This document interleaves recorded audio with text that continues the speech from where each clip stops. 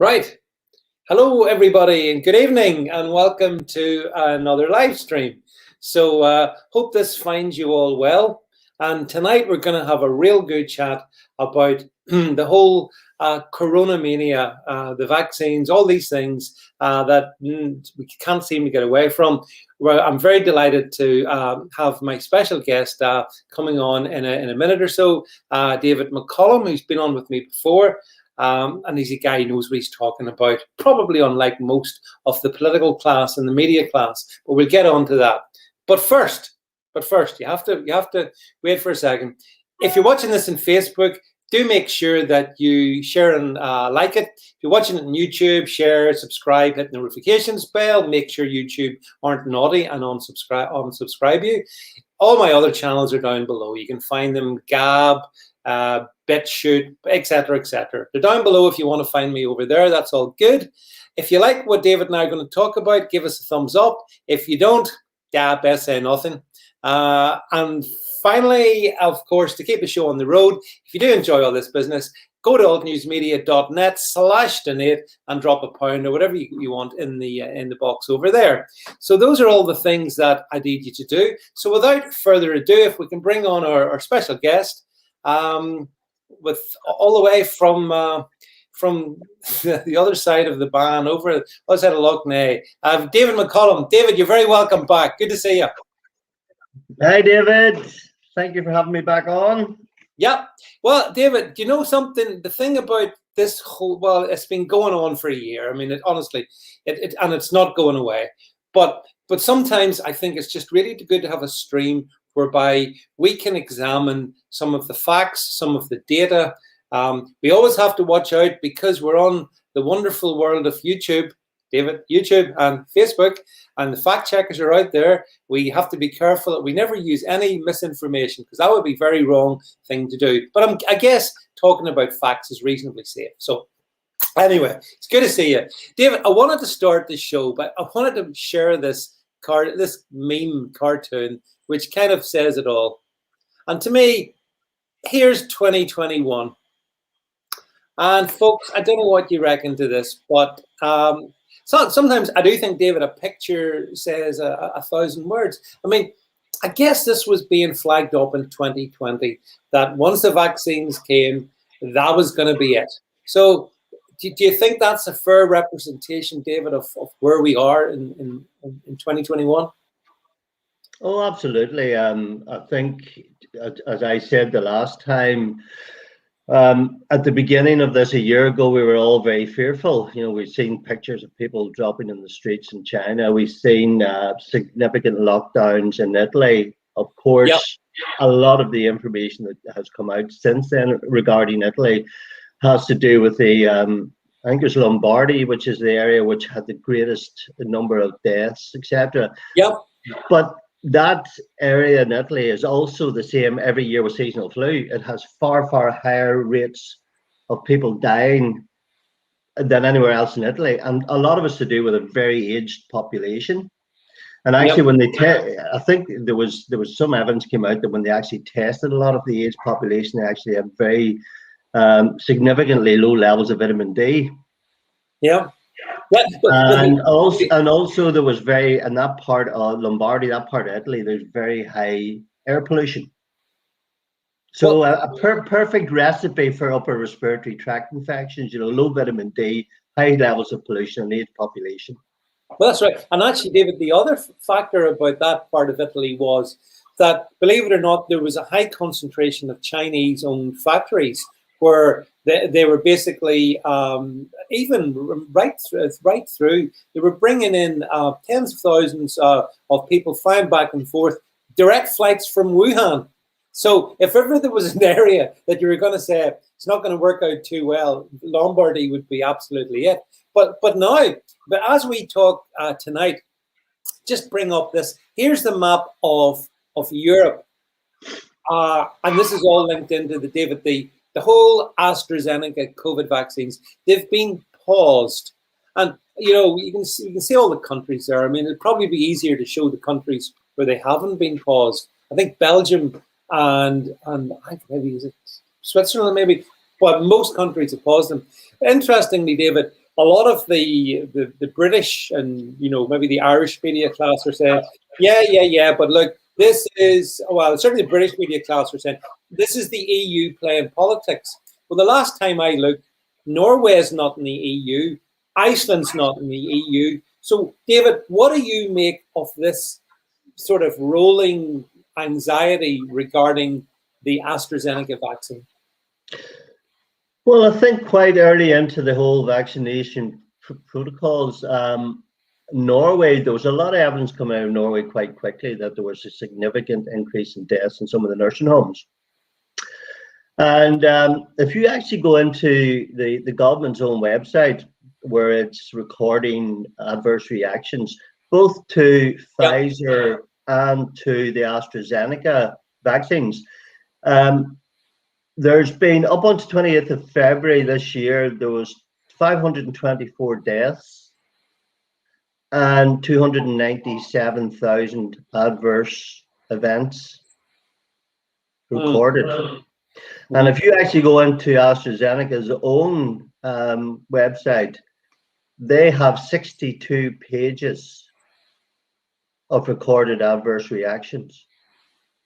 Now, there's a number of things you need to question. Okay, so let's not look at Europe per se, but let's look at America. In America, you have a thing called the vaccine-associated event reactions, adverse event reactions, the VAERS. Yeah. Between 2006 and 2009, the CDC gave $1 million to Harvard Medical School to investigate the accuracy and efficacy of the VAERS system. Yeah. And Harvard came back with a very damning report in 2009 to the CDC and said, you know what, you're only recording 1% of all adverse reactions. Now, the figures, this is according to Robert Kennedy Jr. He had put up that 2018, 1% was 500 deaths and 60,000 adverse reactions. Now you extrapolate that out by 99%, you're talking 50,000, potentially 50,000 deaths and 6 million adverse reactions. And this is with vaccines that have been on the market for a significant number of years.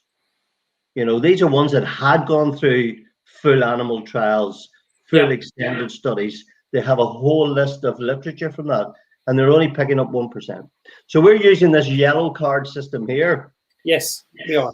How much of the adverse events are we actually recording? Because we know, according to the government, that if you had a positive PCR test, the gold standard of testing, if you had a PCR test, it was positive, that if you died within 28 days, and now it's 60 days of a positive test, that goes down in your death certificate as having died with or from COVID.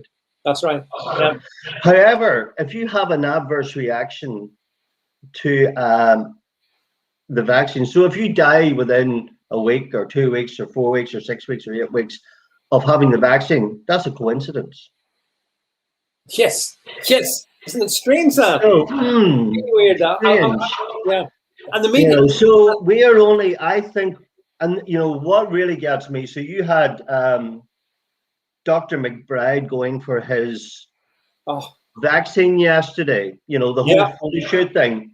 Yeah. Between him and Professor Alton Power, standing up there or on the likes of mainstream media or on the Stephen Nolan show, and guaranteeing safety for these vaccines, when all you need to do is go and look at the government site and see the number of adverse reactions that's been recorded, and that is only the tip of the iceberg, because we're only recording a fraction, and we're not recording an awful lot of the deaths that are occurring in nursing homes as there's post-vaccination.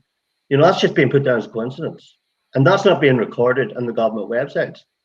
And they're standing there telling this is completely safe. And you have 19 countries now, and believe me, these countries did not halt their vaccination program, because at the same time in these other countries, you have the same number of people who can't wait to get the vaccine. So if they're pausing the vaccines, it's not just because there's a couple of deaths from clotting disorders. There's something more significant going on than that. Well, this is the whole point, David. I mean, it's not in the interests of any of these countries to pause the vaccine. It's just not. So, I mean, honestly, the British media is such a disgrace, an absolute disgrace, because they don't talk about this in an open, in an honest fashion. Be it in, well, take whichever country you want. Italy being one. Italy's a good example, actually. I mean, why on earth would Italy want to pause the rollout of the vaccine, which, as you say, is massively popular amongst the people for reasons we can maybe talk about or whatever, but it is massively popular. So it's a political own goal. Same in Iceland, same in Norway, same in wherever you want to go. And so you're right. It doesn't make sense to me logically. Plus, there's the other sort of practical aspect. AstraZeneca is the cheap vaccine, isn't it? I mean, it's a cheap one. Pfizer's a hell of a lot more expensive. So why would they want to refuse something which is pretty cheap and which is very popular? Why would they do that, David? Unless there's a really good, there are serious concerns. Absolutely, and I'm sure that you've probably come across this open letter that was released a couple of weeks ago by Gert van den Bosch. Yes. Yes. So Gert van den Bosch is anything but an anti-vaxxer.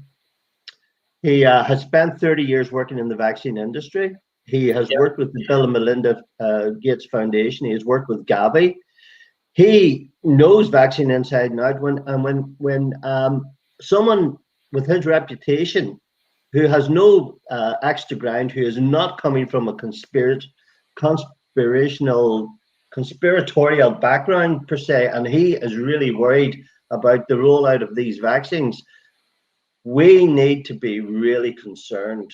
And we need to take heed of what's going on.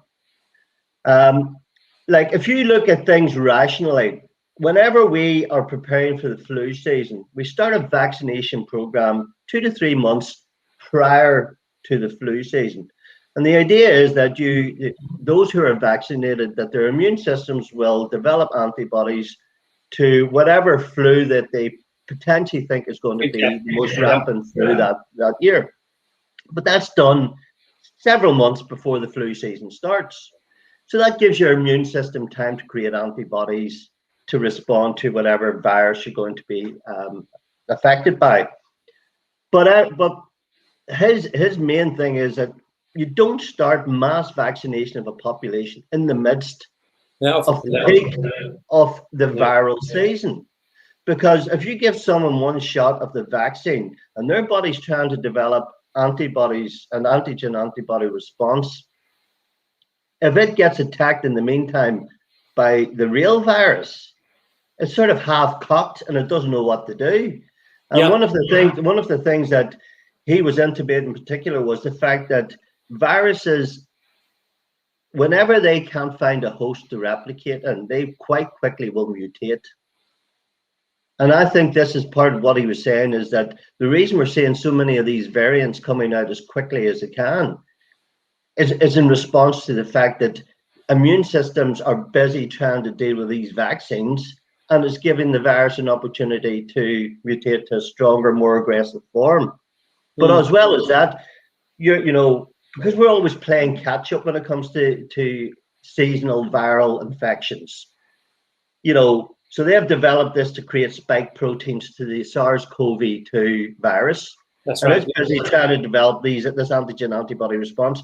But by the time we've got to that stage, it's already mutated to 2 or 3 different other strains. And once a virus finds that it doesn't have so it always, where it normally does, it'll attack those that are most vulnerable first, and then it'll start looking for other vectors and other hosts to mutate in. And so he's talking about this viral escape, that these viruses will mutate to stronger forms, that our immune systems will become damaged. And none of these vaccines that's currently being used qualifies in truth as what a real vaccine, or what our definition of a vaccine is. Normally a vaccine is a weakened live, what we call an attenuated virus or a dead virus, that's used to stimulate your immune system, create antibodies to that. But with the mRNA viruses, sorry, the mRNA vaccines, Yeah.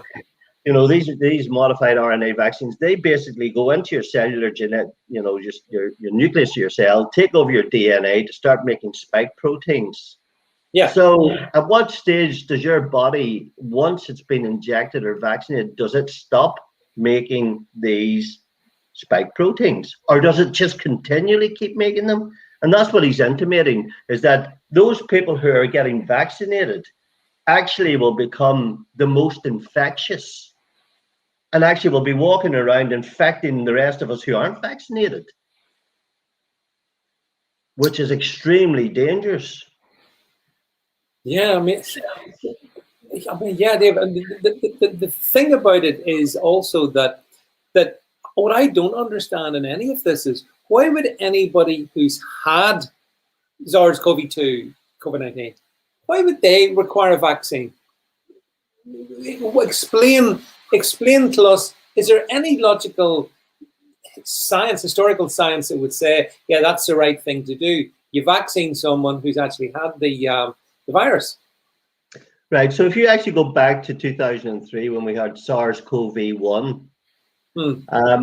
people who were infected back 17 years ago still have T-cell immunity to SARS-CoV-1.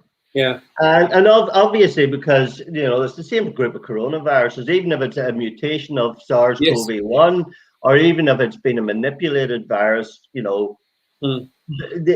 at the beginning of this whole thing, when Neil Ferguson's medical modeling, the assumption was that nobody had ever had coronavirus, and that his predictions were based on the fact that when one person got infected, then two, then four, then multiplies exponentially from then, because he didn't take into account, when he put in his assumptions into his computer modeling, that actually we have been with coronaviruses for millions of years, and there's a lot of people who would have been exposed prior who already had T-cell immunity. In fact, there's talk that maybe as much as 30 to 50% of the British population, maybe 70, 80% of the German population had actually immunity to this anyway. Why would you take a vaccine if you've already developed an antibody? So you have two things. You've got B cells that make antibodies, and you have T cells that make things like natural killer cells. But once you've built up that immunity, that will live forever, for many years afterwards.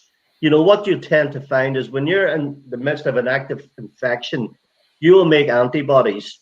And as soon as the infection's been dealt with, those antibodies, 2 or 3 months down the line, those antibodies tail off, because your B cells don't need to make them anymore, because the virus isn't in an active state of replication.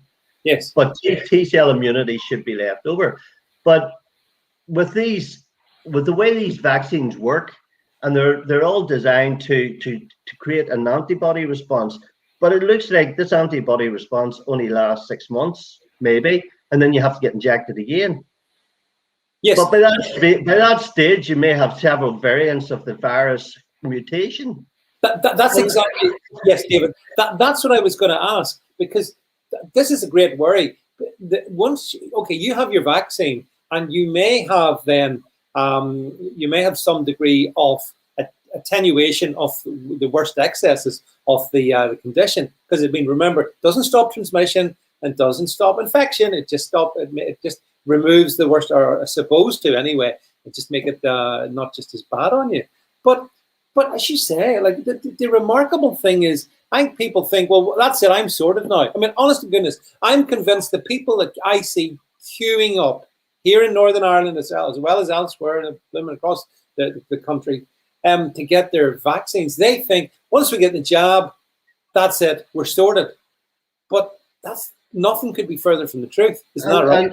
And David, if you actually took a poll of the number of people who want to go and get their vaccines, how many of those people are getting the vaccine because they're worried about the COVID or the SARS-CoV-2? Or how many of them are just worried about being able to get away on their wee jolly to Ibiza? Yeah, that's right.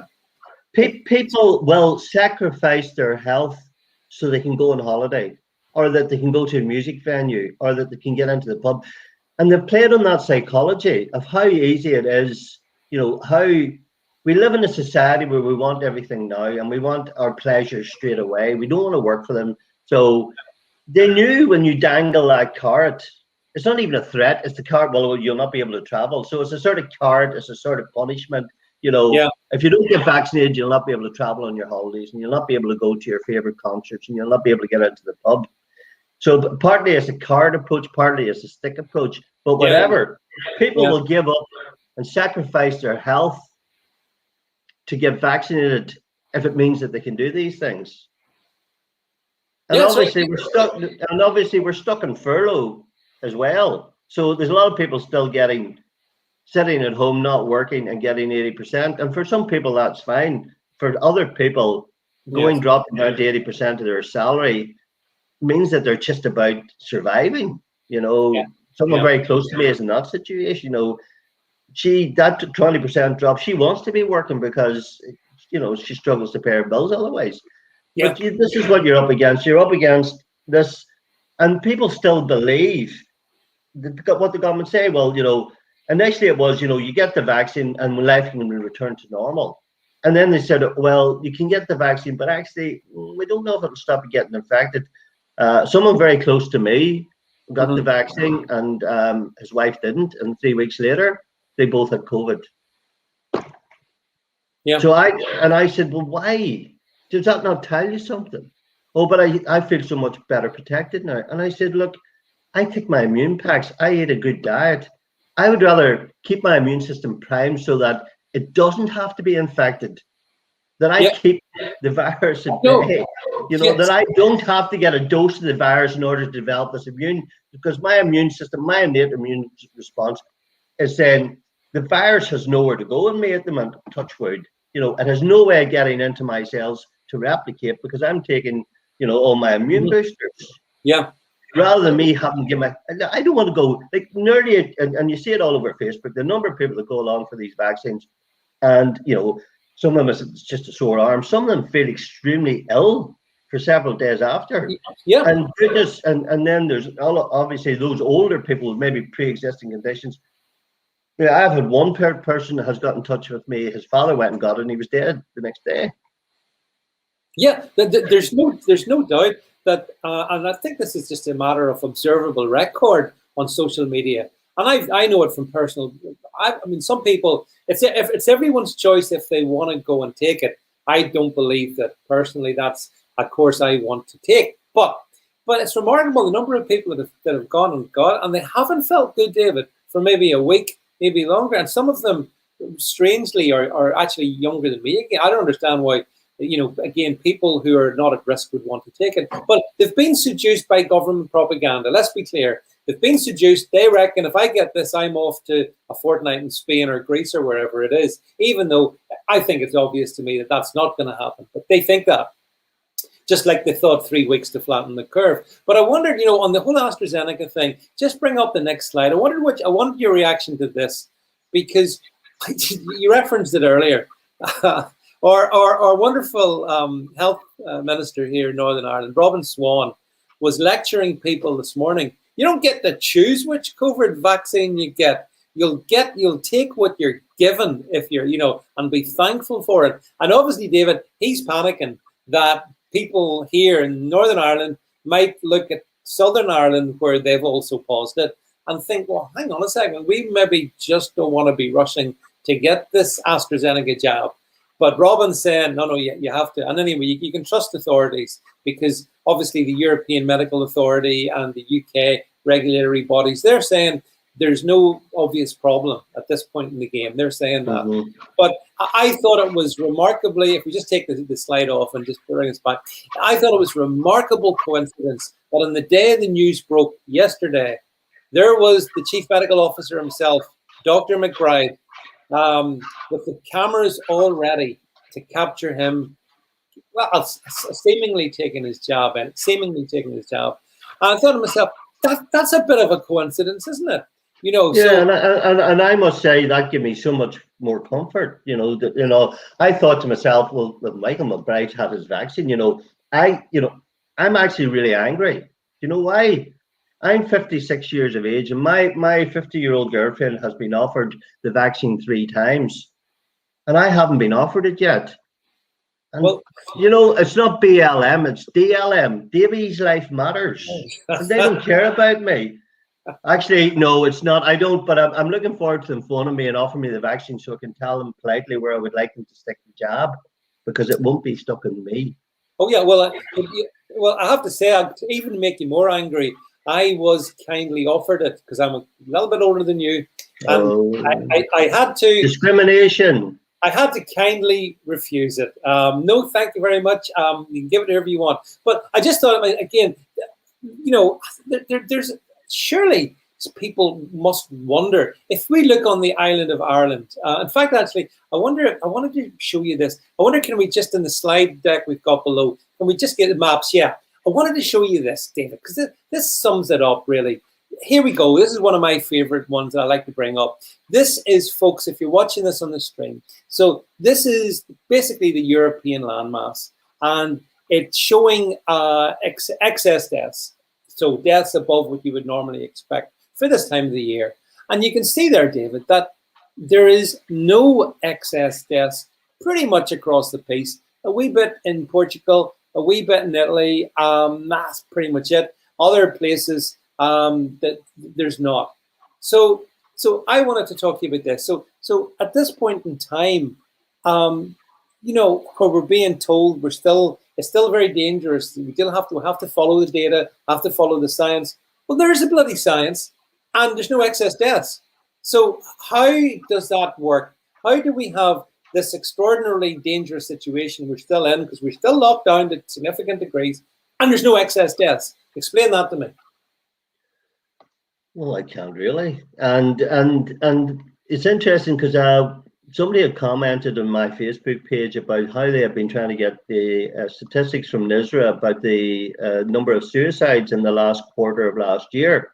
Now, they can give us a weekly total of cases and the weekly total of deaths with COVID on the thing, but they can't tell us how many people died from suicide in the last quarter of the year. Yeah.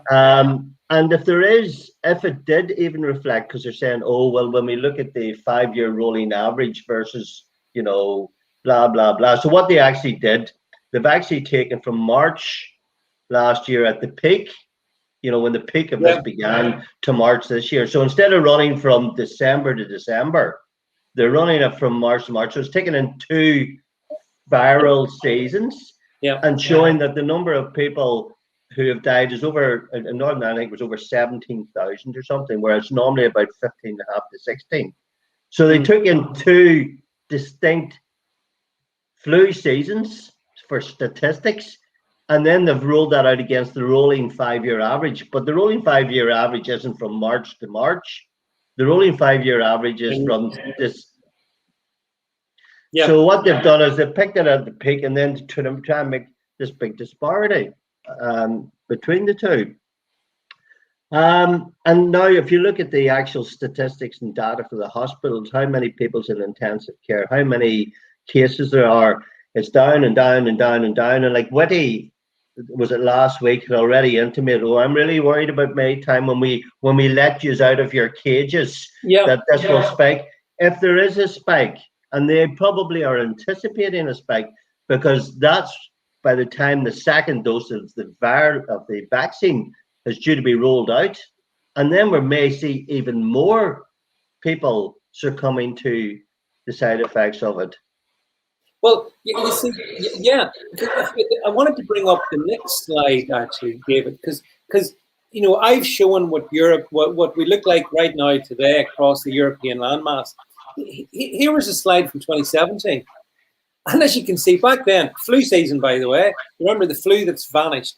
Back in at the end of 2017, we've got extraordinary high excess in Scotland, big bits of England, Wales. You can see France, Spain. There was significant. But the thing about it is, I don't remember back in the last week in December 2017 being locked down, businesses being closed, people being driven to the brink, people's mental well-being being absolutely, shattered. That didn't happen in 2017. Well, but now, yeah. Well, go ahead. Sorry, David. It's interesting though, because my father was in hospital in January 2018, and he was on a trolley for 36 hours in Craigavon Hospital.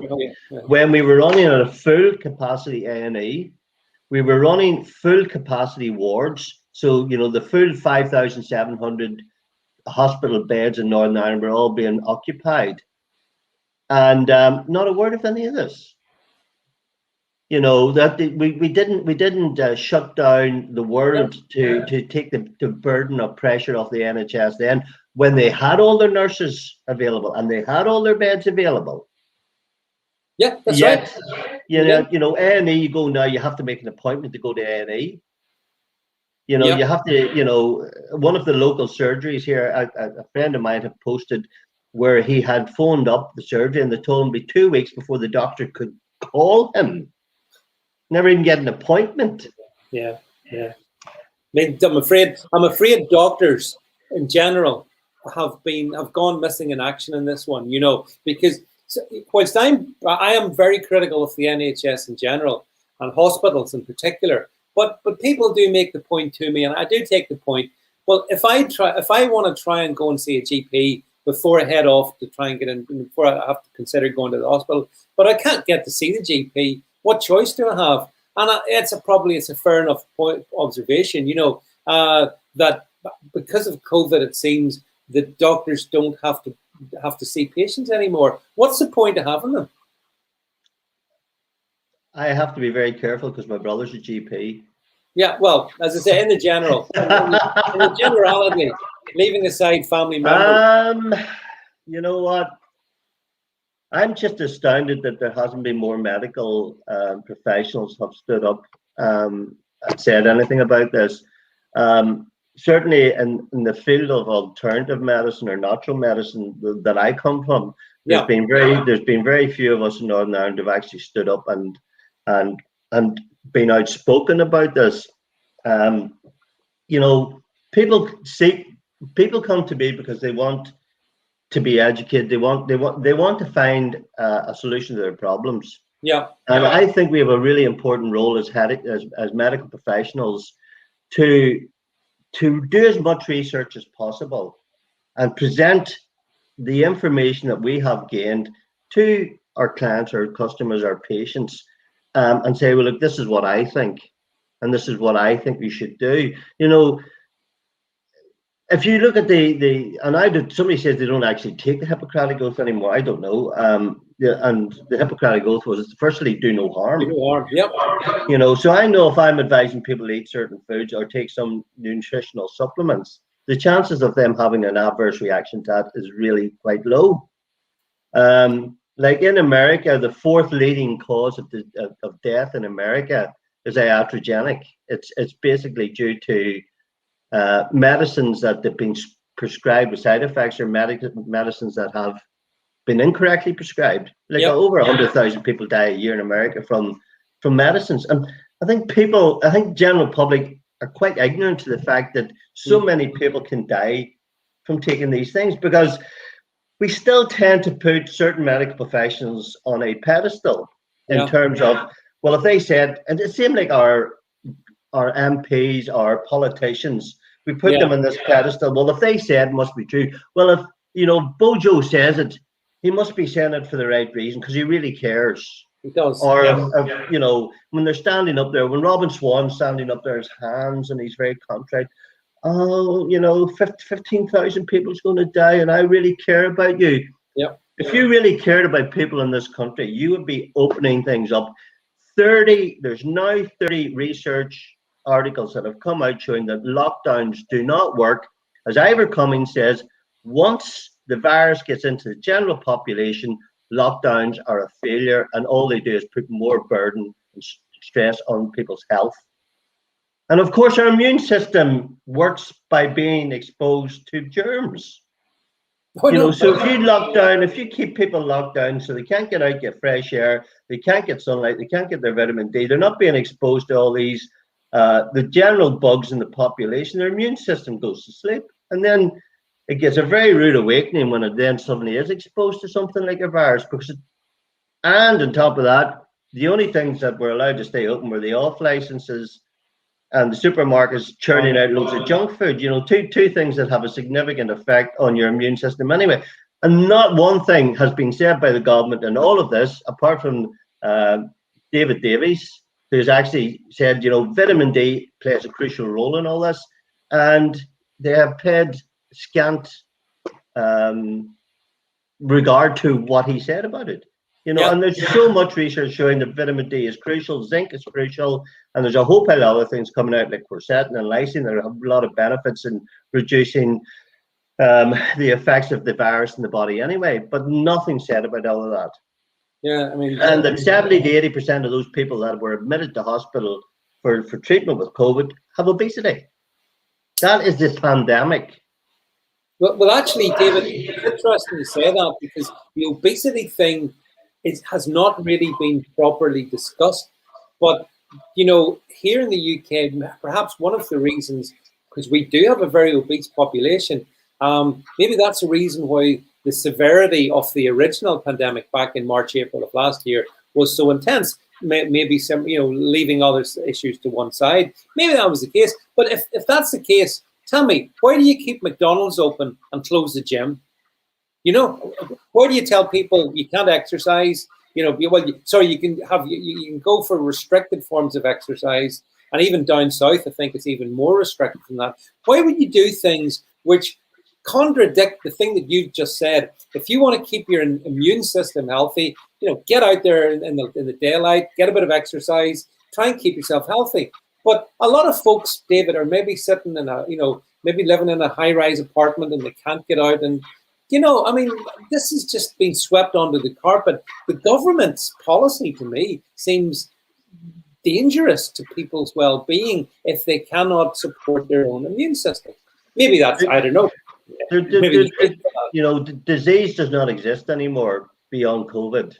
No, that's right. You know, that is the thing. And even people, you know, I'm standing in a queue and I'm hearing somebody chatting to somebody, oh, I got the COVID and I got the COVID and I got the COVID. And I'm thinking, well, actually, a lot of these people probably never had a flu before. So they probably got a bad dose of flu, because there's still a lot of controversy about whether they have ever actually isolated SARS-CoV-2. There's talk that they were given the genome or whatever for the virus from China. Oh, China! Like you would trust the information that comes from China, and that's what they've based this all on. Dolores Cahill looked at 1,500 positive PCR tests to find only influenza A or influenza B. Now, I'm not saying, look, and I'm not a COVID denier in terms of you can call it something different maybe, but there's definitely a fairly aggressive virus out there. There is. But that aggressive virus attacks people who are really old, mainly people who are really old, people who have significant comorbidities. So they already have a weakened immune system anyway. And obviously, we've talked about this. It's interesting that the most affluent countries, the ones with the best healthcare systems, but also the ones which have the higher rates of obesity, that's right, are also the ones that have the highest infection mortality rates. So if you go to Africa, if you go to India, you know, where you don't have this level of obesity and affluence, and like you think of, if there's any country that should have a massive pandemic apart from China, it has to be India, with a population well over 1 billion people living in poverty, living in the shit, excuse my language, with poor hygiene, and yet they're not getting it. And the one group of people who doesn't get it either are the homeless. But very kindly, they want to go and vaccinate the homeless now. They can't feed them, they can't house them, but we care so much about them, we want to vaccinate them. Yeah, I can remember back in the 80s and 90s going over to the States, to the United States, and you'd walk around the streets of New York or Boston or wherever, and you'd see, you know, really obese people, and it was kind of a bit unusual. Now, it's completely normal to see that here in the UK and in Ireland, and I guess, as you say, in affluent countries have built up a significant obese population. We actually, that's one of the reasons why I take issue with, for example, on a slightly different tangent, but when people say, "Oh, we have to have free school meals, we have to have free this, that, and the other," hang on a second. It'd be far better to give kids healthy food. That's what people. That's not, and so that they don't bloat. I'll tell you, David, the saddest thing I ever see is when you walk along the street and you see maybe the parents are out and they've got the child, and you can see the parents are obese, and you look at the kid, and the kid's obese, and the kid's maybe only, I don't know, 10-year-old or something, and you think, my goodness, what lies in store for you? I find it horrifying, but apparently the government doesn't mind. Give them a job, everything will be fine. It's interesting, you look back and reflect on some of the photos from the 70s, and I remember in Cookstown growing up, there was one guy in particular, I'll not mention his name, and he was the only person growing up, and he's still a big guy, and he was the only big guy I ever remember growing up. Yeah. 20, I think it was 23 years ago, the year after I got married, my ex-wife and I went to Disney for the first time. And that was the first time we were really exposed to American obesity. We were absolutely horrified at how many really overweight people there were. And they were all going around Disney in their wheelchairs. And the thing was, you would have been queuing for half an hour to get onto a ride. Well, they would turn up in their wheelchair, in their motorized wheelchair, and they would have an entourage. So, you would have like 20 of them, and they all jumped to the front of the queue because of this person who was obese in the wheelchair. And we were like, what the heck, But and then it's like, I remember when I first went to England to work 30 years ago, and that time divorce didn't really exist much in Northern Ireland. And I came back 5 years later, and suddenly everybody was getting divorced, So yeah, it's interesting when you become a social observer and you look back at all these things and see what's going on. You do, but I wondered what you think. I mean, the thing is, one of the other things in all of this is the continual dangling of carrots in front of donkeys, and obviously here in Northern Ireland and viewers from elsewhere. I know it's going to be different if you're in England or Scotland or elsewhere, but there's not been any. There's been today we've had a few dates when we apparently. 2 groups of more than 6 people or whatever, it's something ludicrous. Which the politicians think this isn't happening. Have I got news for them? It absolutely is. But also, I saw in Scotland today, David. I see Sturgeon has said that from the 12th of April or some date in April, the pubs can reopen, but they have to close by 8 and they can't serve alcohol. Does that sound a good plan to you? Why would you go to a pub if you can't drink? Sorry. No. But look, you know what? It's almost like the more absurd the rules, the more gullible the general public is to accept it. It's like nobody stands up and questions, First of all, nobody ever did a risk assessment to say, well, if we do this lockdown, what is the consequence going to be for our economy? And especially in the UK now, in the midst of Brexit, that nobody has taken that into account. And now they're saying, that, exports are down such and such and imports are down and blah, blah, blah. And they can't decide whether is this because of the COVID pandemic or is it because of Brexit or whatever it is. But nobody has made any assessment of these things. It's like the one that I seen today that really sticks to my throat. I'm quite fortunate. My son's 19. He's at university in York, but they're talking about testing kids twice a week with lateral flow testing. So you have these kids who are already struggling mentally, having to go into school, wear a mask all day in school, get tested twice a week with a very invasive swab test. And I'll tell you something, any parent who is worth their pound in weight as a parent should be saying no. They need to be asking, well, how's this going to affect my child's mental health? And they're not. They're just. Oh, get the kids back to school. Get the kids back to school on those draconian conditions and expect them to be okay. Well, David, some of the worst things I've seen in the past couple of days since the schools have started to go back, is little kids sitting in their classrooms with their masks, distant from each other.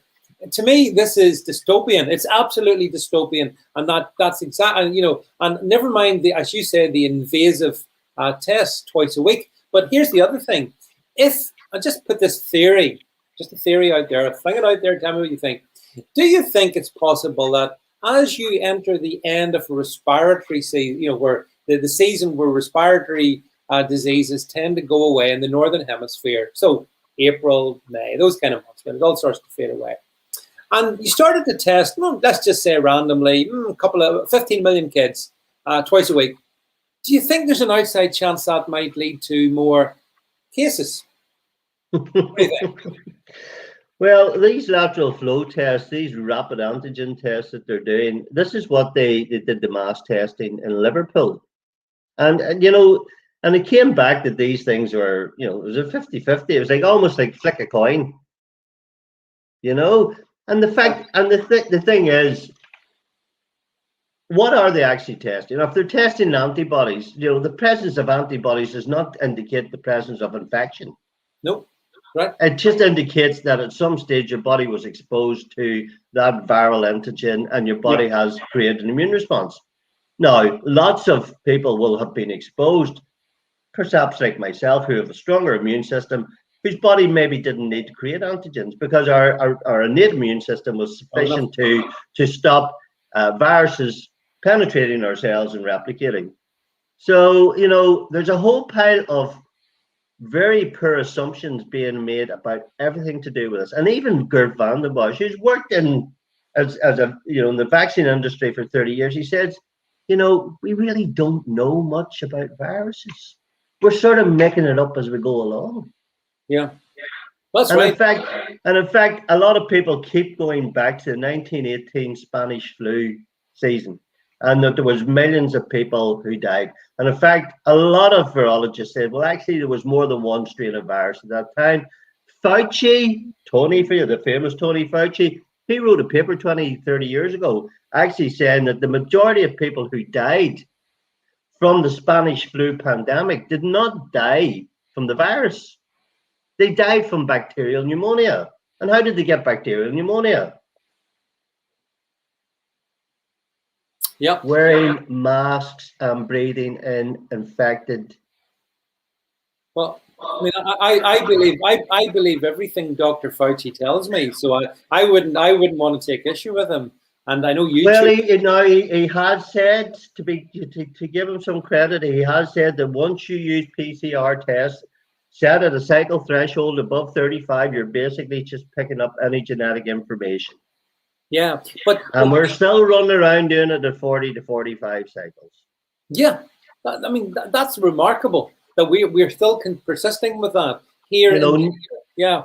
Never in the realm of history did we ever not work off differential diagnoses. Never in the realm of history did we make a diagnosis based pretty much solely on a flawed test that was never designed for testing, screening in the general population, and based on a relatively limited number of symptoms, which could be any sort of upper respiratory viral infection. Yeah. Because whether you have the cold, whether you have adenovirus, rhinovirus, respiratory syncytial virus, flu virus, all of these things can give you stuffed nose, runny nose, sore throat, loss of smell, respiratory chest issues. But why, and you also have to ask, well, what other things could have contributed to this being as bad? Well, one of the things that contributed to it is a thing called vaccine-associated viral interference. So if you give someone, for example, a flu vaccine, and that then, it's also called immune priming. So that primes your immune system so that whenever you are attacked by the wild virus, instead of your body using a controlled immune response to deal with the virus, it actually goes in with all guns blazing. So it's like going in, it's like In America, this thing called the DEFCON system, the state of alert Yes. system, whatever, Yeah. So if we think we're going to be attacked by the Russians with a nuclear, it goes to DEFCON 1 and we retaliate with nuclear bombs, blah, blah. Yeah. So normally we're on around DEFCON 3, DEFCON 4 in our bodies. And our body will increase that immune response in an appropriate manner whenever we're infected. But if you've already been exposed to a vaccine, you're running at DEFCON 1, so that whenever your body is exposed to the wild virus, you get this massive cytokine, uncontrolled inflammatory cytokine storm that attacks healthy tissue as well as infected tissue. And obviously it causes massive lung destruction. And it's particularly challenging to the endothelial cells, the cells that line the lungs and also lines the gut. And there's also found that research has come out now from Japan, South Korea, etc., showing that the microbiome, we talk about the gut bacteria, that there are significant disturbances in the gut flora, which increases your potential for getting COVID. So, if you don't have enough of these certain good bacteria, your gut-associated lymphoid tissue, the 70% of your immune system is significantly weakened, and you're more likely to get infected and become infectious as well. Well, David, you mentioned the wild virus, so to speak, and I've spoken to people. I've spoken to someone who's actually who's had the vaccine and actually who is a vaccinator, right? So each to their own. But that person said to me that they had a concern, and I think it's perhaps widely shared but not spoken of. What happens when the next wild virus comes along? Actually, what happens if the flu virus returns in the autumn? What happens to the immune systems of those people who think that they've got protection, and maybe that's not what they've got, or maybe that protection won't be able to handle what you've just outlined? So let's just go back again to 2003. Let's go back to the SARS-CoV-1 virus. So there were 4 different pharmaceutical companies of, I think, 10 or 12 that at that time they all went to start developing a SARS-CoV-1 vaccine. And there was 4 companies that developed a vaccine that showed great promise in creating a significant antibody response. Now, at that time, they were doing extensive animal trials, and most of the animal trials were done using ferrets, because physiologically their immune system responds something similar to humans. But when those ferrets who have been injected with the SARS-CoV-1 vaccine were exposed to the wild virus, that's when they got this massive cytokine storm. And an awful lot of those animals died or were left significantly injured and damaged because of this gross overreaction by the immune system. Have we learned anything? No, we haven't learned anything. And now we're using technologies. They're not actually vaccines, they're technologies that take over our body's own genetic information. Like, even if you look at the AstraZeneca vaccine, it doesn't contain any SARS-CoV-2 virus. It's got chimpanzee adenovirus that's used as a vector, is a carrying agent for the proteins to create the spike proteins that mimic the effects of the viral antigens. There's so many, and if you ask, well, how many animals did they use? So I think in the AstraZeneca trial, or either the Pfizer, they did like 40,000 people were tested to see if, and again, they were just looking to see if they could get an enhanced antibody response. Now, these were people who were under the age of 70 with no pre-existing comorbidities. So who do we dish out the vaccine to first? People over 70 who with many comorbidities. I can't hear you, David. Can you hear me? Oh, no, that's right. So look, yeah, hear you. Yeah. And the question that most people ask is, it normally takes 4 or 5 years to develop a vaccine and run extensive animal trials. None of these vaccines has been granted a full license. We're still at the situation where they're used for emergency use only. Yeah, well, that's right. Steve actually says there are no vaccines that have been approved by the FDA. They've all been used under the EUA, the emergency usage. That's absolutely right. That's a fact. Again, what really drives me mad is the politicians, maybe because they're just ignorant, they don't understand that, or maybe they just don't want to talk about it. But nonetheless, let's be clear on it. As we talk tonight, apart from the fact that AstraZeneca has been paused, I suspect it'll start again, but I don't know, maybe not. I'm not sure. But certainly you've got Pfizer, you've got Moderna, you've got other ones coming along the line. And so I think, and the drive is to keep everybody, to get the jab into as many people as possible. But I wanted to show up one last slide here. If we can bring up the next slide, please, Dave. I've shown this before. This is up to date. This is Ireland and Northern. So this is the island of Ireland, north and south. And here we go with our excess deaths. And yes, that can't be accurate, David. Surely there's a big spike somewhere there. Sadly, not this 100%. Well, unless all these 27 European countries are lying, I suppose that's a possibility. Well, they must be, because that could not correlate with what the British government's saying. No, and even look at Ireland. Look at the top one. For most of 2020, deaths, the excess deaths, were below average. They were below average. Yeah, and then all you got was a bit. They did get a bit of a spike, which for about a week or so in early 21 was excessive. And then look right down again. And then if you go to Northern Ireland, I mean, this is honestly, David, this is where the data completely contradicts some of our illustrious leaders. I'd like Michael McBride to explain to me, based on this, tell me, Dr. McBride, where was the pandemic? Because it's not in the figures. It's not there. Yeah, well, obviously, the science that they follow and the data that they use is very different to the data that we have. It must be because it's Euro-Momo data. We can't use anything that comes from Europe these days. We make it up as we go along.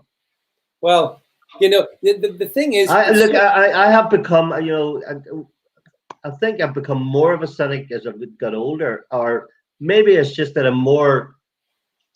I spend more time studying this stuff and just become more flabbergasted. We no longer follow any science. We no longer follow any data. How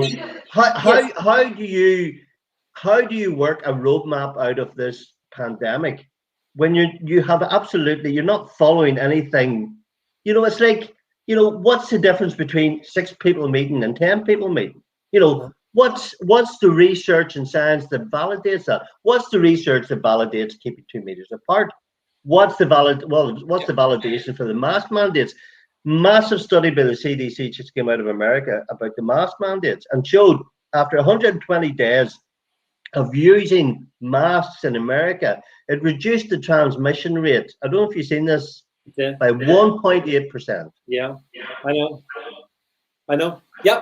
So and interesting enough, in America, all the states, there's 16 states I think now that have opened up completely. They don't have any mask mandates.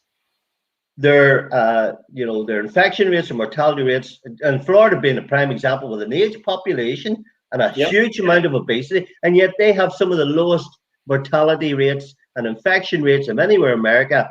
But it's interesting that all the states that opened up are all Republican governors, because they've made it political, and all the ones that have the highest rates of infection and mortality are all run by Democrats. Yeah, that's what it is.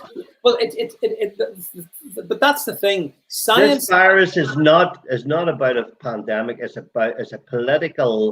a worldwide political drive, and obviously we have talked about, intimated some of the things that might be behind it, that people really should be researching. And it's not, it used to be hidden, but it's hidden in plain sight today.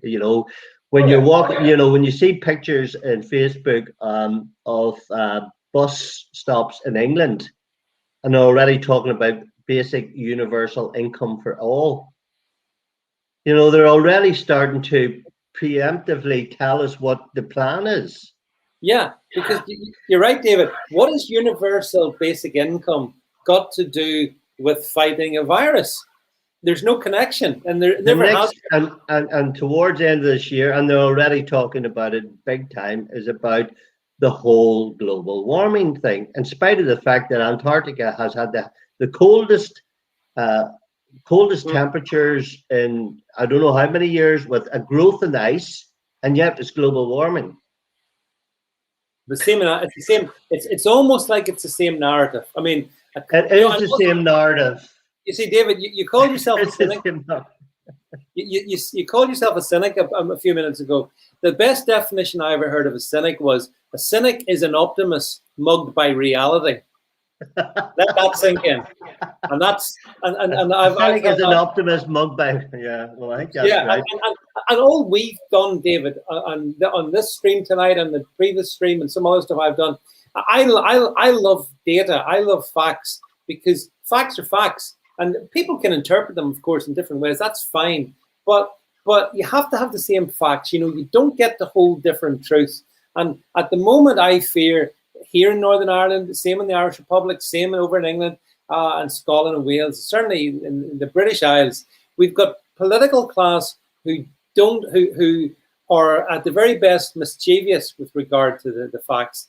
A media class which just honestly, I can't talk about them. They're so bad.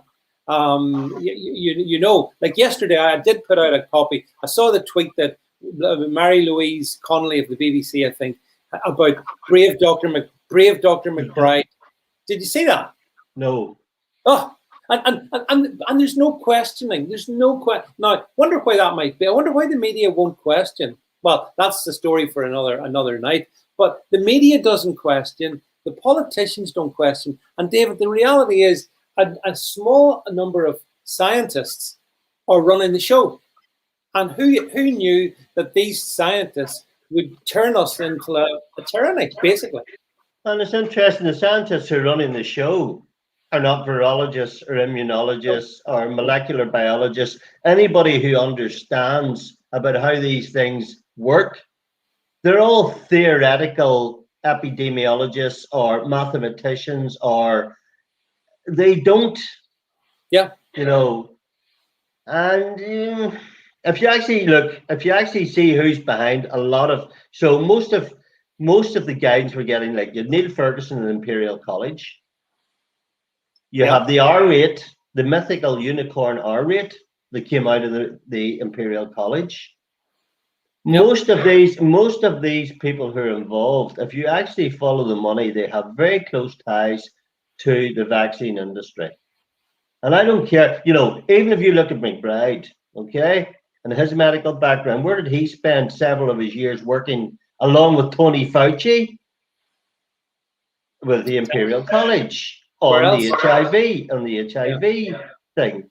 And you know, Carrie B. Mullis, who invented the PCR test, he absolutely despised Tony Fauci because he believed that HIV did not exist the way it said it was, and Fauci used the PCR testing to try and create this.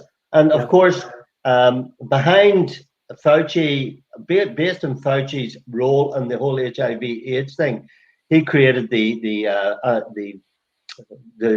vaccines, or the treatment for HIV, of which he had plenty of money. He was behind setting up Moderna as well. So all of these people, you know, I'm sure you've seen the Spanish comedian interviewing Tony Fauci. I did. And he did not let him off. And you know what? Fauci couldn't handle it, because you guys just kept on and on and on. So you know, but when you tell you, oh, you get the vaccine's going to save you, and then suddenly, well, you can get the vaccine, but it won't stop you getting infected, and it won't stop you infecting other people. But you have to get it so you can have a passport to tell you that you're healthy. And then David, you might need to get a second dose of the vaccine, and then in the autumn you might need your booster shot, and then you'll have to take the flu vaccine as well.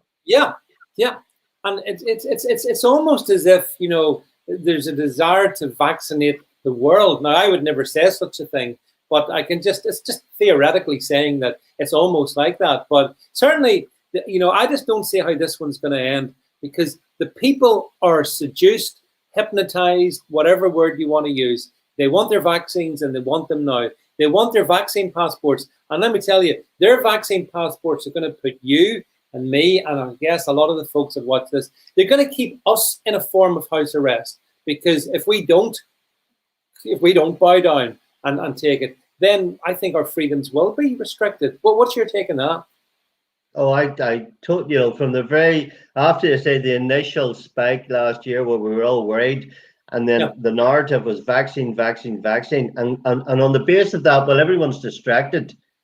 The British government rolls out these really restrictive, punitive laws. Like, look at last week. Last week is a fine, the Hegelian dialectic, problem, reaction, solution. Distraction, reaction, solution. So last week we had two things happen. We had Meghan Markle and her interview. Yeah. So people are busy. People were more busy discussing Meghan Markle and Harry than anything else last week. And then towards the end of the week, we had this supposed, I don't know, does this person actually die? Were they murdered? We don't know. But all we do know is that was another distraction. Another, and on the back of that, what do we? Oh, well, we need to. Well, now men, and we're bad people. Men are really bad. We're not allowed out after 6 o'clock in the evening. We shouldn't be, because we're all so evil. Well, it's another Black Lives Matter. So it was all over again. Well, it's been turned into that. I do think that the lady concerned was murdered. That has to be proven, etc., etc. But you're right. But it's really interesting though, because I was watching one of the other guys speaking about it. He says, roughly 150 to 250 people, 250 women get murdered every year in the UK. So why this particular person, and why was Kate Middleton there? Of all the other women that have been murdered and through abuse and blah blah blah, why this one case above all these other women that have died? And it's terrible. You hate to see any of these things happening, but why this particular one? It's like the time that your man Floyd was murdered in America. Why his death over all the other deaths in America of Black people? Just so happened that it was fully filmed from left side, upside down, underneath, every angle possible. They had all this video footage going on. And it's it's the timing of these things. And then you see, well, on the back of that, the government's looking to put out more closed circuit TVs in England. They're looking to prevent people meeting to protest, and for taking away all of our human rights. On the back that is to prevent women being raped or murdered. Well, I mean, I think the fact is that under the guise of COVID in particular, so much liberty's been taken. And one thing, David, if you look back in history, once politicians get powers, they are very reluctant to give them back. And those people who are continuing to comply with what the politicians say and just accept everything that they say, they're just making such a big prison for themselves. And the difficulty is that so many of us are going to be caught up in it. But anyway, we have been caught out by time. Time has got the better of us, David. So you do realize, David, that on Facebook, several people have said to me, we need to get David, Vance, and you to run for Stormont. No, you're all right. No, you're all right there. No, you're all right. See, the thing is, maybe if we had politicians of the integrity that you and I have, it would be wonderful. But actually, David, if we even had politicians that would give us a hearing and would listen, talk to us, show us where maybe we're wrong. If we are, show us that, engage. But none of them do that. I mean, just as a final note, I saw Arlene Foster saying, oh, we're going to have to accept St. Patrick's Day is not going to be like any other St. Patrick's Day, blah, blah, blah, blah. And it is appalling the way that the political class have treated us. But I just see them, they're puffed up with power. David, they can't believe that so many people are suckers out there. That's the truth of the matter. Thankfully, we're not. And we're not going to there's just one thing I want to say before we go. Yeah, okay. Saturday the 20th is World Freedom Day. There are freedom rallies being run in cities all across the world to help us try and reclaim our freedom. So there's a gathering in Benone Beach at 2 o'clock on Saturday. That's if the police let us near there. But hopefully there's going to be thousands of people who are going to turn up at last in this country and actually start protesting. Not protesting, just for it's a picnic day for our mental health. Yeah. Yeah. So Well, I know Benone Beach very well, and it's a lovely spot. So I'm sure if people are socially distancing and also conforming with COVID regs, why not? And that's, but certainly, David, freedom is one thing that when it's taken from you, it's one heck of a job to get it back. So I think people around the world on the 20th and at other times who are prepared to put a stake literally in the sand and say we do not consent. Yeah. We do not consent to vaccines, to having all our freedoms taken away from us, to our kids being subjected to wearing masks and getting tested twice a week in school. We do not consent to these lies anymore. Well, the thing is, David, it makes me wonder, where does it all go if people never say enough? What's at the end of the line? And I don't want to go there tonight, but you know what to do. You only need to go exactly back to the pre-World War Germany. Yep. Create fear and create and just people. When good people do nothing. Yeah, and that's the problem. When good people do not, but they're doing a great job at the number of families that are divided at the moment, and it gets really quite hated because there's us who see the vaccine narrative, and the thing that we're worried about is that when they try to make it mandatory, when they haven't vaccinated enough, when they haven't reached their 80-90% people the vaccination rate that they want, that and obviously off the back of that, a lot of people start to get really sick. Then they'll ramp up and, well, the reason you're really sick isn't because you've taken the vaccine. The reason you're really sick is because you haven't been vaccinated. But when you have someone like Gert van den Bosch and Dr. Vernon Coleman, and they're saying, you know what, we are going to see these spikes, and it's not because the virus is spreading or necessarily the variant, it's because we're going to start to see all of these people who have been vaccinated, a lot of them, not all of them, but a lot of them starting to get really ill. So a lot of people think, well, had the vaccine, didn't feel too bad, I'll be grand. But we don't know the long terms because these are medical interventions that we have never used before.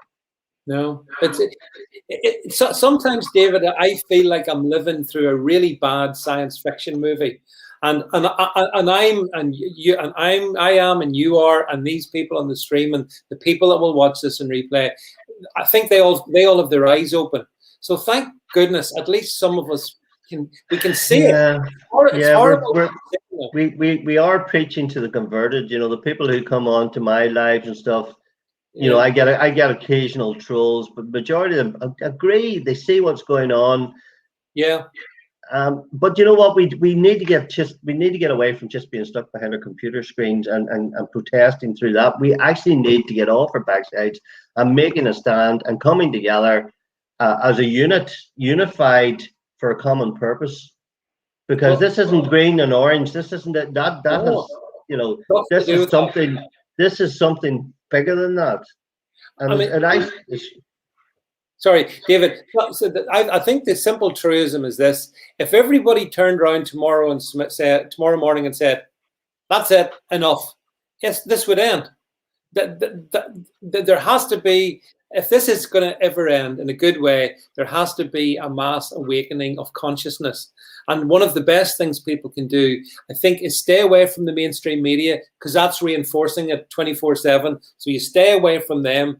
You talk to people in your family. You try and explain things one-to-one, face-to-face. Sometimes we have to use mechanisms like this because we can influence a reasonable number of people. The normies that are in denial, I don't know. I think some of them are lost. I can be very pessimistic about them because, they want their holiday abroad. To hell with everything else. They want that. End off. So that's a problem. And that's the thing when I spoke to a guy who sells nutritional products. He said this time last year he had so much work on it. It's quieting down a little bit. So he has made a lot of money this last year. And he says, I've got cabin fever. He says, I've had probably the best year financially I've ever had. And he said, and I'm at my wit's end. I am so mentally stressed because I can't get away from it. There's nowhere. You can't even go for a cup of coffee. No, you can't. You can't go to the gym. You can't go for a bite. You can't jump in the car and say, you know what, I'll head off to the port today and we'll go for lunch and then we'll go for an ice cream and then we'll go for tea and then blah, blah, blah. Can't do that. No. And those are simple things. I don't necessarily, and I love traveling abroad. And I've been with my girlfriend about 11 months now. So we'll be together a year next month, and we haven't had the opportunity to go away anywhere. And I see so many places I want us to be able to go and see, and yet neither of us, we're both reading from the same hymn sheet. Neither of us wants to damage our health by taking this. And we have set our stall out, but when I just sort of shake my head when I hear people say, "Well, I'm really against the vaccine," but when it comes to it means I can't go on my wee holiday. I know, and I'm thinking, you know what, you could take that, and you mightn't get an immediate adverse reaction. Well, what happens if 6 months down the line you get really ill? And this is another one I just want to touch before we finish. The one group of people who should never ever get this vaccine. And it's the one group of people that are being totally lambasted or bombarded by their GP surgeries. Anyone who has an autoimmune disease. If you already have a flawed and damaged and weakened immune system, the last thing you need is to be sticking one of these vaccinations and thinking it's going to be good for your immune system. Like there's a guy called Professor Schoenfeld. He's probably the top guy in autoimmune diseases, an Israeli doctor, and he has written, we should not be vaccinating anyone with autoimmune problems because you will just make the situation 10 times worse.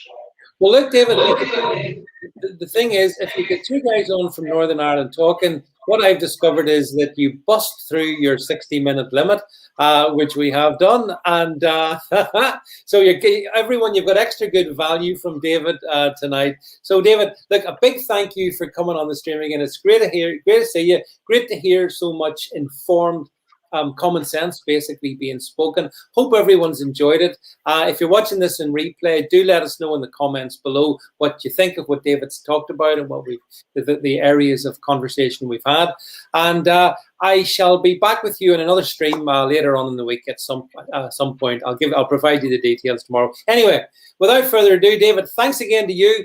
Thanks again to all the folks who are watching and will watch, and catch up with you real soon. Cue end music.